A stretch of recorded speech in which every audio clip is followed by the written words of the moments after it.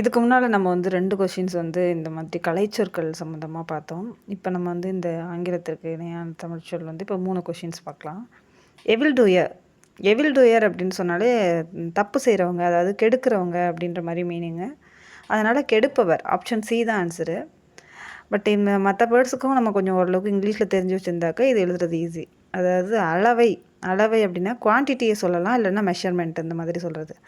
அறிவாளர் அப்படின்னா wise person, இல்லைனாக்கா intellectual person அப்படின்னு சொன்னாக்கா இது மாதிரி. நெஞ்சு கலப்பவர் அப்படின்னாக்கா அந்த லவபிள் க்ளோஸ் பர்சன் அந்த மாதிரி சொல்கிறது இந்த நெஞ்சு கலப்பவர் அப்படின்னு வருது. அதனால் ஆப்ஷன் சி கெடுப்பவர். எவில் டூயர்னா கெடுப்பவர் அப்படின்னு சொல்லுவாங்க. அடுத்தது ஆம்னிசியன்ட். ஆம்னிசியன்ட் அப்படின்னாக்கா நோயிங் எவ்ரி திங் அப்படின்னு சினனம். அதோட சினனம் வந்து நோயிங் எவ்ரி திங். இப்போ இதில் நோயிங் எவ்ரி திங் அப்படின்றது வந்து தமிழில் வந்துட்டு எல்லாம் அறிந்த நிலை, அதுதான். இப்போ திடுக்கிட்ட நிலை அப்படின்னு சொன்னாக்கா ஷாக்டு ஸ்டேட். குழப்ப நிலை அப்படின்னா ஸ்டேட் ஆஃப் பெர்ப்ளெக்சிட்டி.